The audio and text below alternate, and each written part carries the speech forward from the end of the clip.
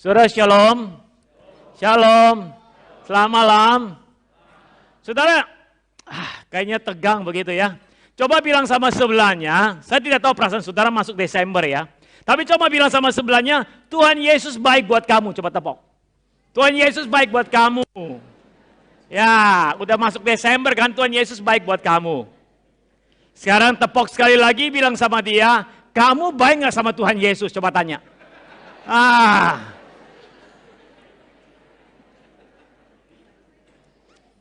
Saudara, kiranya kita adalah orang yang bersikap baik sama Yesus. Amin.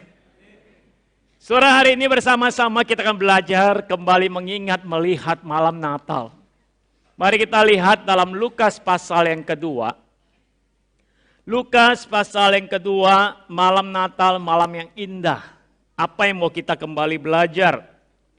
Lukas pasal yang kedua, ayat ke-8 sampai ke-20. Lukas pasal kedua ayat 8 sampai ke 20. Mari bersama-sama kita membuka Alkitab kita, baik Alkitab secara fisik maupun mungkin Alkitab di handphone saudara. Saya akan membaca ayat ke-8, saudara ayat ke-9 menolong saya bergantian. Demikian firman Tuhan, di daerah itu ada gembala-gembala yang tinggal di padang menjaga kawanan ternak mereka pada waktu malam.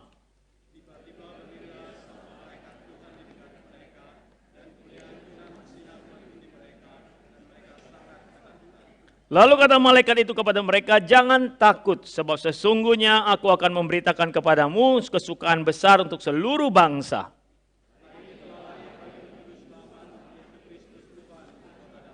Dan inilah tandanya bagimu, kamu akan menjumpai seorang bayi dibungkus dengan lampin dan terbaring di dalam palungan.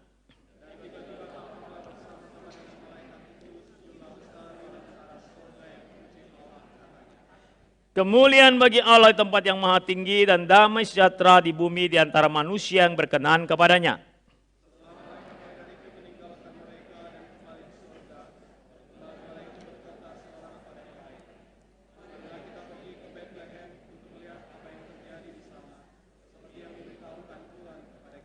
Lalu mereka cepat-cepat berangkat dan menjumpai Maria dan Yusuf dan bayi itu yang sedang berbaring di dalam palungan.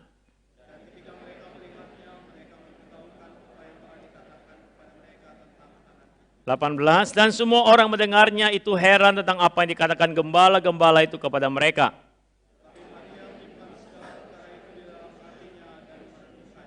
Maka kembalilah gembala-gembala itu sambil memuji dan memuliakan Allah karena segala sesuatu yang mereka dengar dan mereka lihat semuanya sesuai dengan apa yang telah dikatakan kepada mereka. Terpujilah Tuhan.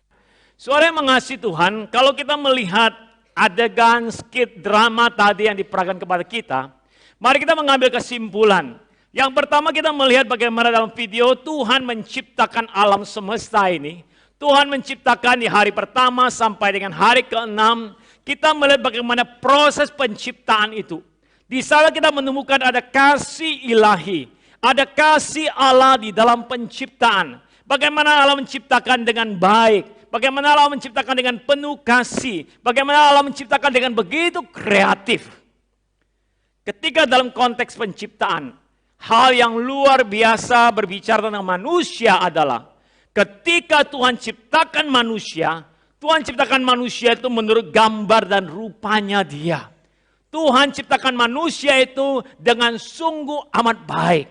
Waktu Tuhan melihat tumbuhan ciptaan yang lain, Alkitab menulis itu baik.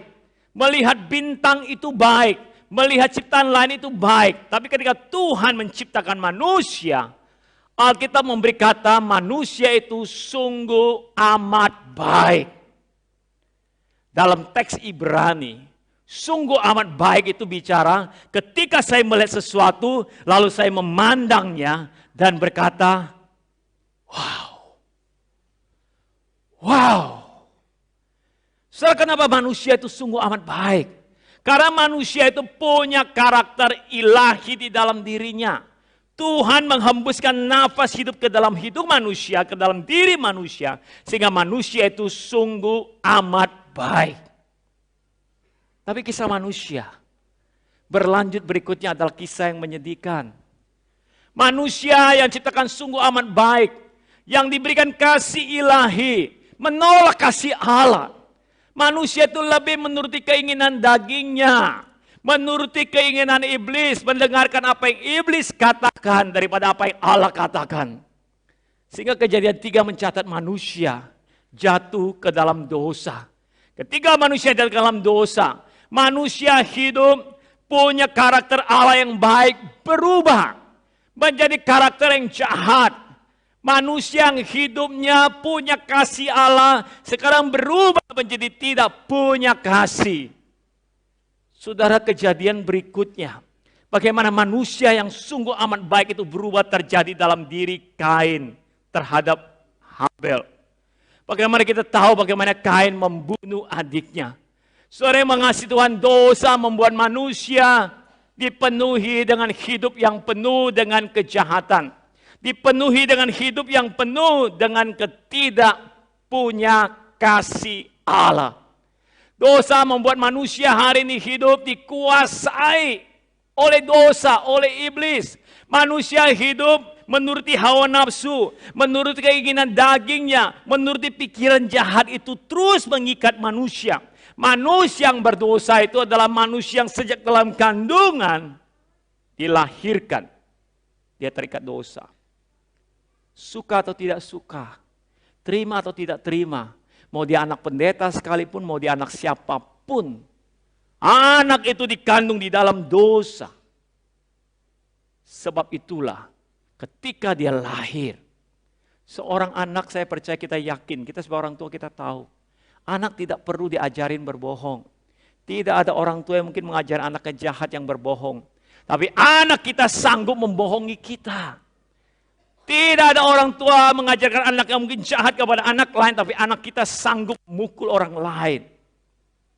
Saudara, dosa membuat manusia bukan hanya mengalami penguasaan oleh kejahatan, tapi dosa juga membuat manusia hidup dilahirkan dalam dosa. Perjalanan hidup ini diikat oleh dosa sampai akhir hidupnya akan mengalami kematian.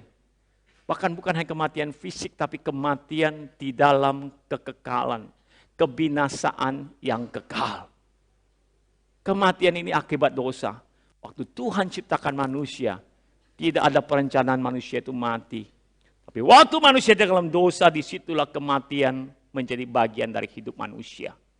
Saudara yang mengasihi Tuhan, dosa membuat manusia dari sungguh amat baik menjadi sungguh amat tidak baik. Dosa membuat manusia yang punya karakter ilahi menjadi manusia yang dikuasai oleh karakter iblis. Dosa membuat manusia seluruh hidupnya yang harusnya baik menjadi tidak baik. Syukur kepada Tuhan. Malam hari ini kira kita menjadi orang bersyukur kepada Tuhan. Ketika Allah melihat manusia yang terikat oleh dosa. Ketika Allah melihat manusia yang sudah mungkin berjuang melepaskan diri dan tidak mampu karena kuasa dosa itu. Ketika Allah tahu manusia yang lahir akan berjalan menuju kepada kebinasaan yang kekal. Syukur kepada Allah. Allah tidak lepas tangan. Allah tidak berpangku tangan, membiarkan terserah kamu mati. Allah tidak menghancurkan manusia lalu menciptakan yang lain. Tidak. Faktanya, ketika Allah melihat manusia berdosa, terikat oleh dosa, hidup dalam kesedihan, hidup dalam keadaan yang tidak baik. Drama yang ketiga tadi menolong kita mengerti. Allah turun tangan. Allah tadi digambarkan dari tahtanya, turun, melepaskan segalanya, datang melakukan tindakan kasih, supaya manusia itu boleh hidup kembali menjadi baik. Supaya manusia boleh hidup kembali memiliki hidup yang lepas, bebas dari perhambaan. Supaya manusia yang lahir di perjalanan hidupnya tidak berakhir dalam kematian kekal, tapi boleh kembali hidup bersama dengan Allah. Setelah malam Natal adalah bicara hati Allah. Dalam Lukas pasal yang kedua tadi, saya ingin mengajak kita melihat dua hal yang indah di malam Natal itu. Yang pertama adalah malam Natal, adalah malam di mana kita melihat manusia bisa menyaksikan dengan jelas bagaimana tindakan kasih ilahi yang bukan hanya teori, yang bukan hanya Allah mengatakan mengasihi dunia, tapi manusia malam itu boleh lihat dengan jelas Allah inkarnasi dalam Kristus Yesus secara fisik. Manusia boleh datang, mungkin saya memikirkan gembala itu mungkin menyentuh bayi Yesus. Manusia boleh sungguh-sungguh malam itu melihat, yakin Allah mengasihi manusia dengan dia datang ke dalam dunia. Satu tujuan yang sangat jelas. Dia datang ke dalam dunia supaya manusia yang tidak mampu lepas dari dosa boleh dilepaskan oleh kematiannya di atas kayu salib. Kelahiran pernyataan kasih malam itu sungguh jelas supaya manusia perjalanan hidup ini memiliki kehidupan yang baik. Saudara, sehingga kita memikirkan malam Natal itu berbicara soal tindakan kasih Allah, di mana Allah rela berkorban. Pencipta langit dan bumi itu mengorbankan, berkorban. Sampai dia datang ke dalam dunia ini, dia adalah pencipta alam semesta, pemilik alam semesta. Tapi dia korban, datang tidak ada tempat baginya. Malam Natal hal yang indah berbicara soal firman itu. Firman yang kekal. Firman itu wujud yang kekal, sekarang wujud dalam wujud yang fisik dalam kefanaan. Firman itu telah menjadi manusia dan diam di antara manusia. Malam Natal malam yang indah karena berbicara soal kerelaan. Seorang raja di atas segala raja. Seorang imam besar yang agung. Seorang juru selamat manusia yang harusnya memiliki fasilitas, diterima dalam kemewahan, lahir mungkin harusnya di istana Herodes. Tapi malam Natal itu menjadi sangat indah karena raja segala raja ini rela datang dibungkus dengan kain lampin. Dibungkus dengan kain lampin, kain yang kotor, kain yang dipakai untuk membersihkan anak domba yang baru lahir. Kain yang dipakai membersihkan anak domba yang dipersiapkan untuk kurban dibayar. Itu kain lampin yang dipakai. Malam Natal indah berbicara, bayi ini rela dibaringkan di dalam palungan. Malam Natal menjadi begitu indah karena berbicara kesetiaan Allah. Allah yang maha tahu, dia rela datang ke dalam dunia. Lalu dia rela hidup menjadi manusia bertumbuh dalam hikmat, dalam keterbatasan. Malam Natal adalah malam yang sangat indah karena berbicara apa? Ketaatan seorang anak Allah yang tidak pernah kekurangan apapun. Tapi dia mau taat, hidup, menjalani hidup di dunia dengan kehausan, dengan kelaparan, dengan tidak ada tempat meletakkan kepalanya. Malam Natal menjadi begitu indah karena tindakan kasih Allah yang nyata. Di mana Allah punya komitmen ketika mengirimkan anak ke dalam dunia. Tujuannya hanya satu. Supaya anak ini menjadi korban penebusan, penggantian bagi manusia yang akan mati, yang harusnya mati. Saudara yang mengasihi Tuhan, dia akan hadir sebagai juru selamat. Malam Natal menjadi indah karena bayi ini hadir sebagai juru selamat yang akan membebaskan, melepaskan manusia dari satu kegelapan yang mengikat. Kata kegelapan di sana menarik. Karena kegelapan yang mengikat manusia bukan sekadar cuma sebuah lampu seperti lampu lalu gelap, lalu kita bisa tenang di sana. Bukan. Kata kegelapan yang mengikat manusia adalah kegelapan itu akan mendatangkan, membawa kematian dan maut. Kegelapan ini kegelapan yang membawa kematian yang kekal. Dan malam Natal bicara juru selamat ini rela datang, berkorban, datang ke dalam dunia. Supaya manusia yang terikat dosa, engkau dan saya yang dibelenggu oleh dosa, yang tidak punya kuasa melepaskan diri itu. Karena bayi Natal itu, karena malam Natal itu, karena tindakan kasih itu, maka manusia punya kesempatan memperoleh kehidupan yang lebih baik. Memperoleh pembebasan dari dosa. Saudara, Natal adalah tindakan kasih Allah yang nyata. Yang Allah yang datang ke dalam dunia. Natal adalah bicara soal bagaimana Allah datang ke dalam dunia dalam wujud nyata menyatakan kuasa untuk menyelamatkan dan untuk membebaskan manusia dari dosa. Saudara, saya percaya kalimat-kalimat ini saudara sudah sering dengar. Bagaimana Kristus datang ke dalam dunia menolong manusia yang berdosa, membebaskan kita. Malam hari ini saya ingin wujudkan kalimat-kalimat ini dengan ilustrasi. Supaya saudara dan kita bersama-sama, terutama anak-anak di tempat ini, boleh lebih menangkap. Siapakah Kristus yang sanggup menyelamatkan itu? Saudara yang mengasihi Tuhan, di depan saya punya toples. Kiranya ini boleh menolong kita mengerti hari ini. Apa yang Kristus lakukan? Mengapa dia bisa menyelamatkan? Apa yang dilakukan oleh Yesus di malam Natal dan perjalanan Kristus inkarnasi di dunia? Saudara yang mengasihi Tuhan, toples depan saya ini, yang satu ini, saya ingin ilustrasikan sebagai kehidupan. Ketika Allah menciptakan manusia, Allah berikan kehidupan dan kehidupan yang sungguh amat baik. Air yang di dalamnya yang bening itu saya ingin lambangkan sebagai yang baik. Ketika Allah menciptakan manusia, diberikan kehidupan yang sungguh amat baik.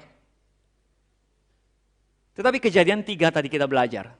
Manusia yang diberikan hidup yang sungguh amat baik, manusia itu menolak kasih Allah. Manusia itu tidak mau tinggal dalam keadaan seperti ini. Yang terjadi adalah manusia memberontak, manusia menuruti iblis. Manusia melawan Allah. Sehingga saat manusia melawan Allah, hidup yang baik ini menjadi tidak baik. Di tangan saya punya betadin. Saya melambangkan betadin ini sebagai satu dosa, hal yang tidak baik, warnanya hitam. Saudara yang mengasihi Tuhan, saat manusia ciptakan baik. Tapi kejadian 3 mencatat manusia itu hidup menuruti keinginan daging, melawan Allah. Sehingga saat dia melawan Allah, dosa masuk dalam hidup manusia. Kondisi manusia yang sungguh amat baik menjadi sungguh amat tidak baik. Tidak ada satu dimensi sisi pun yang baik hidupnya lagi. Lalu manusia yang tidak amat baik ini, sungguh tidak amat baik ini, dosa mereka diwariskan kepada keturunan berikutnya. Saudara, maka Kain dan Habel tidak lahir dalam keadaan yang baik. Tapi Kain dan Habel lahir dalam keadaan berdosa. Sejak dalam kandungan terikat oleh dosa. Maka katakan ini keturunan berikutnya, hidup mereka adalah hidup yang tidak baik. Hidup yang terikat oleh dosa. Hidup mereka adalah hidup yang mewarisi dosa orang tuanya. Lalu dosa ini berlanjut sampai dosa keturunan demi keturunan. Sekarang sampailah kepada Maria. Saudara, Maria ibu Yesus juga adalah pribadi yang dilahirkan dalam dosa warisan. Dosa menguasai Maria. Sampailah, anggap ini adalah Maria, sampailah kepada mama kita, orang tuamu, orang tuaku hari ini. Saudara, orang tua kita juga adalah manusia yang lahir di dalam dosa. Lalu apa bedanya kita dengan Kristus? Apa yang dilakukan oleh Yesus? Saudara yang mengasihi Tuhan, kita tahu bahwa hari ini kita ada. Kita ada itu karena kita berasal dari mama orang tua kita. Kita diambil genetika kita dari orang tua kita. Dengan kata lain, hidup kita hari ini, kita berasal dari orang tua kita. Seluruh diri kita hari ini kita berasal dari orang tua kita. Ini keberadaanmu dan keberadaanku. Kita ada dalam kandungan mama kita. Kita adalah bagian dari manusia yang berdosa. Saudara yang mengasihi Tuhan, itulah sebabnya kalau kita hidup hari ini, kita adalah bagian dari dosa manusia. Kristus berbeda. Saudara yang mengasihi Tuhan, di tangan saya punya satu kantong yang saya isi dengan air putih. Saudara yang mengasihi Tuhan, ini melambangkan Kristus. Kenapa? Karena Kristus itu bukan diambil dari Maria. Matius 1 ayat 18-19 dikatakan bahwa Yesus itu dikandung dari Roh Kudus. Dia ada dikandung dari Roh Kudus adalah dia ada dikandung di sana, artinya dia meminjam rahim. Jadi meminjam rahimnya Maria. Dengan kata lain kita mengerti kalimat itu, perjalanan Natal adalah bicara Maria punya rahim dipinjam oleh Allah. Allah di surga, Allah inkarnasi jadi bayi, jadi manusia. Allah di surga mengambil rupa seorang hamba, rela menjadi satu manusia yang terbatas. Dia masuk ke dalam diri Maria. Allah masuk ke dalam diri Maria, meminjam rahim Maria untuk lahir. Itulah sebabnya karena dia adalah Allah, dia bisa menolong manusia. Saudara, apa bedanya kita dengan Kristus? Saudara, bedanya adalah kita tidak punya kuasa untuk menyelamatkan. Kalaupun hari ini saya punya kasih kepada mama saya, lalu saya tahu mama saya berdosa, saya ingin mengorbankan diri saya dan memberikan hidup saya kepada mama saya. Tetap saya tidak akan mengubah apapun hidup mama saya karena dia berdosa, saya berdosa. Tapi Natal berbicara soal Allah inkarnasi jadi manusia. Allah meminjam rahimnya manusia. Dia adalah Allah yang maha besar, punya kuasa. Dia adalah Allah yang punya kuasa sehingga ketika dia, anak domba itu dikorbankan di atas kayu salib. Lalu anak domba itu masuk ke dalam hidup manusia. Maka Allah punya kuasa mengubah manusia. Sehingga manusia yang diikat oleh dosa, manusia itu bisa menjadi kembali baik sama seperti ketika Tuhan menciptakan manusia.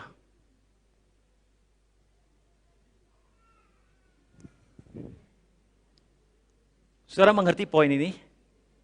Ngerti nggak? Itu bedanya engkau, saya, dan Kristus. Kalau sudah ngerti, saya kasih tahu rahasianya. Jangan keluar bilang Pak Peter main sulap, ini pendetanya main sulap gitu ya. Jangan. Saudara, saya tidak suka main sulap. Tapi saya suka memakai ilmu pengetahuan untuk menolong menjelaskan Alkitab. Di tangan saya punya obat kimia namanya kristal. Saudara bisa beli di toko obat kimia. Jadi obat kimia tadi saya masukkan dalam air yang putih. Dan obat kimia itu ya tanda kutip punya kuasa mengubah. Mengerti ya? Ya Pak Peter gak main sulap ya. Saudara, malam hari ini, sekian tahun kita jadi orang Kristen. Sekian tahun kita mendengar Tuhan mengubah kita, menjadikan kita baru. Malam hari ini kiranya ilustrasi sederhana ini boleh menolong kita mengerti. Bahwa saya berdosa, tidak bisa menolong manusia lainnya. Tapi Allah, Kristus Yesus, bayi yang lahir di malam Natal itu, dia bukan hanya manusia sejati. Tapi dia juga adalah Allah yang sejati. Yang punya kuasa mengubah hidup manusia, menyelamatkan manusia, menjadikan manusia ciptaan yang baru. Saudara, malam Natal malam yang begitu indah. Karena berbicara soal Kristus Yesus. Allah inkarnasi jadi manusia, dalam keterbatasannya dia rela sampai berjalan menuju kepada salib demi dirimu, demi dirimu, demi dirimu, dan demi diriku. Perjalanan yang tidak mudah dan menyakitkan. Saudara yang mengasihi Tuhan, malam hari ini saya maaf tidak mengenal saudara.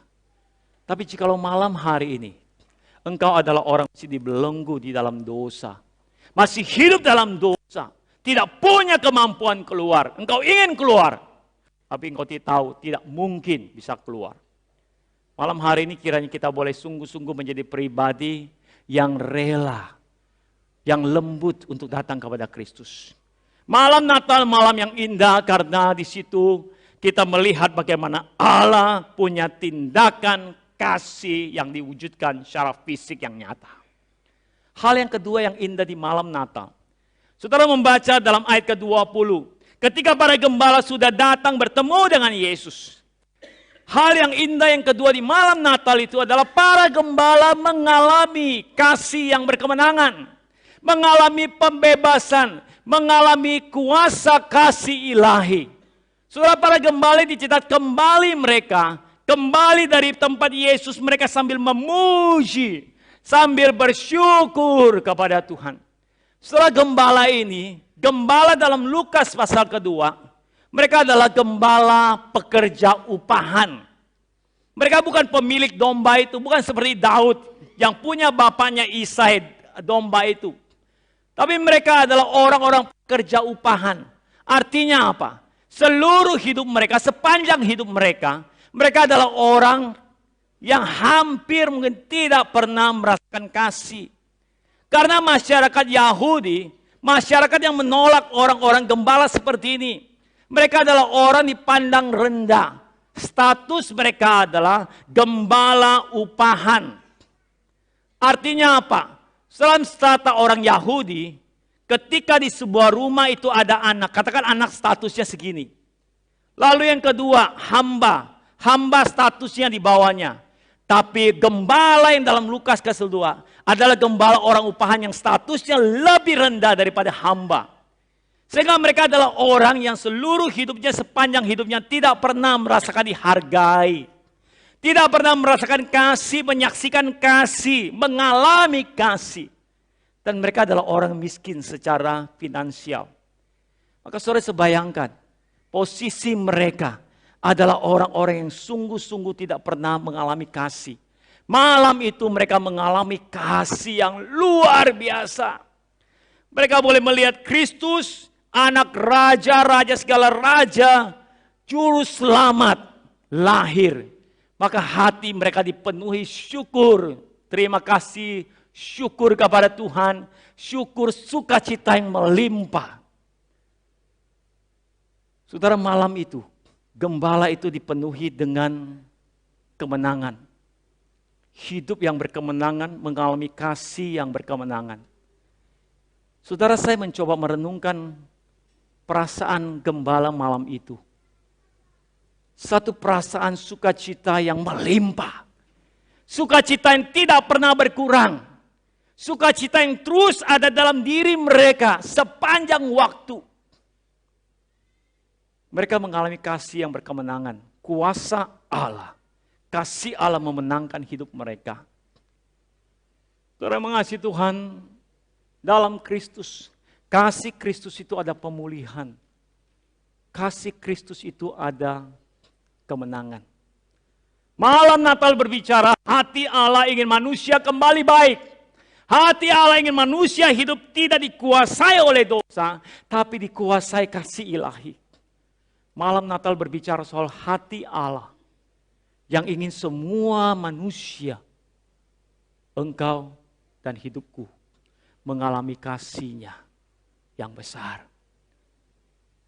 Saudaraku, malam hari ini malam Natal. Bolehkah sekali saya berkata, bila engkau hari ini masih terikat oleh dosa, mari kembali kepada Dia. Yesus sanggup melepaskan dosamu, membersihkan engkau, menjadikan engkau ciptaan yang baru.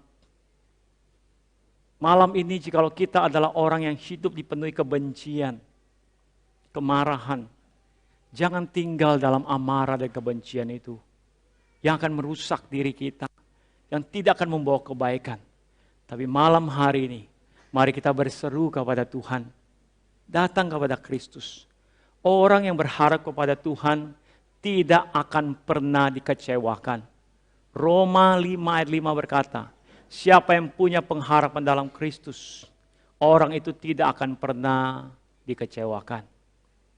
Saudara, saya tidak mengerti hidupmu malam hari ini. Mungkin engkau dikecewakan oleh anakmu. Mungkin engkau dikecewakan pasanganmu. Mungkin engkau marah dengan keluargamu.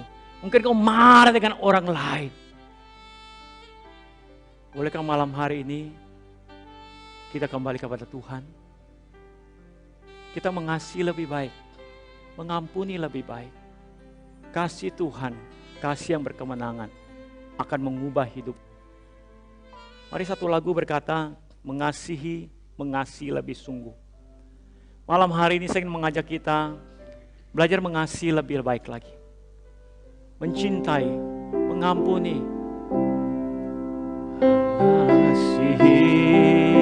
Mengasihi. Mari dari dalam hati kita berkata, mengasihi lebih sungguh. Mengasihi lebih sungguh. Tuhan telah lebih dulu mengasihimu.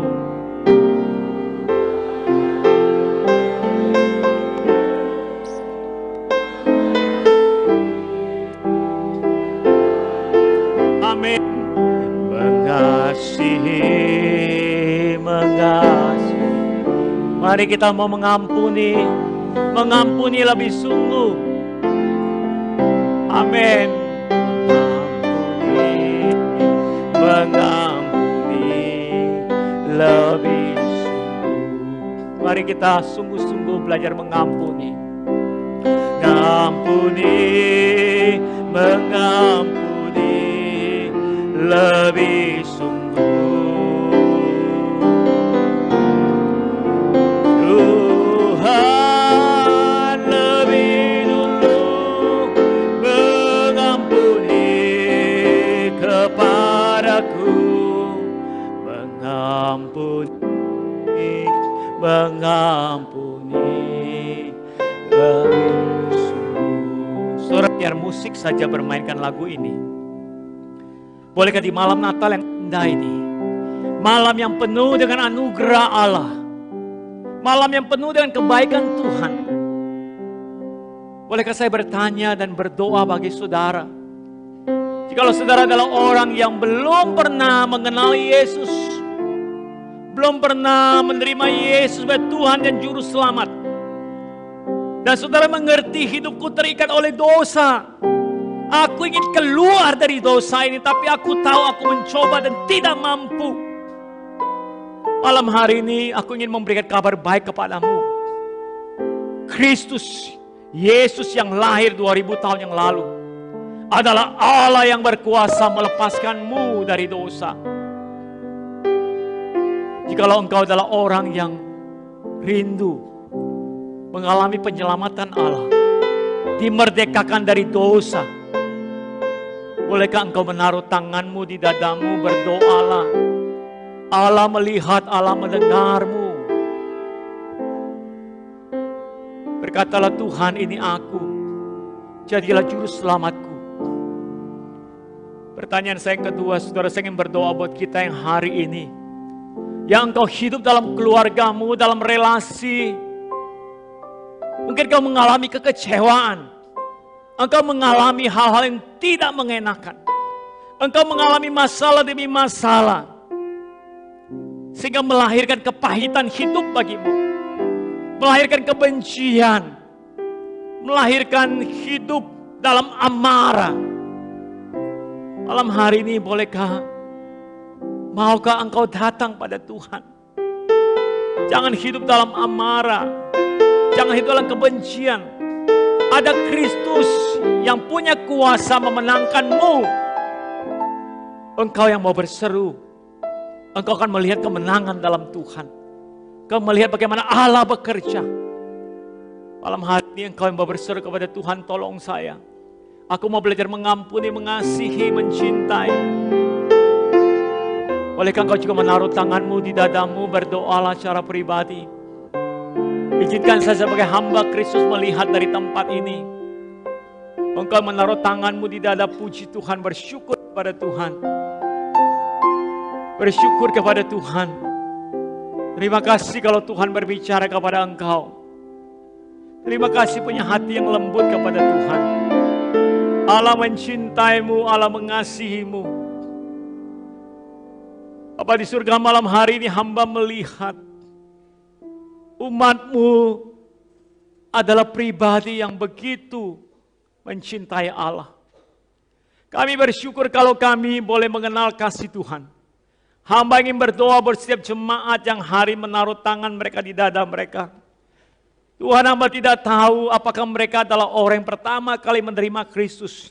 Jikalau mereka adalah orang pertama kali menerima Kristus, sama berdoa dalam nama Yesus, Tuhan selamatkan mereka, bebaskan mereka dari belenggu dosa. Catat nama mereka dalam kitab kehidupan, jadikan mereka anak-anak Allah. Malam hari ini kita keselamatan berlaku dalam hidup mereka. Buat mereka yang menaruh tangan mereka dada karena punya kepahitan hidup. Punya persoalan, punya masalah, tapi malam hari ini ingin melepaskannya. Malam hari kembali kepada Tuhan, ingin belajar mengasihi, ingin belajar mengampuni. Punya pengharapan pemulihan. Bapa di surga, dalam nama Yesus, Tuhan Engkau menolong mereka. Mulai malam ini, kuasa kasih ilahi memberikan kemenangan kepada mereka, memulihkan keluarga dan hidup mereka. Terima kasih Tuhan, terima kasih. Kami juga serahkan semua kami ke dalam tangan-Mu, semua kami dalam ruangan ini.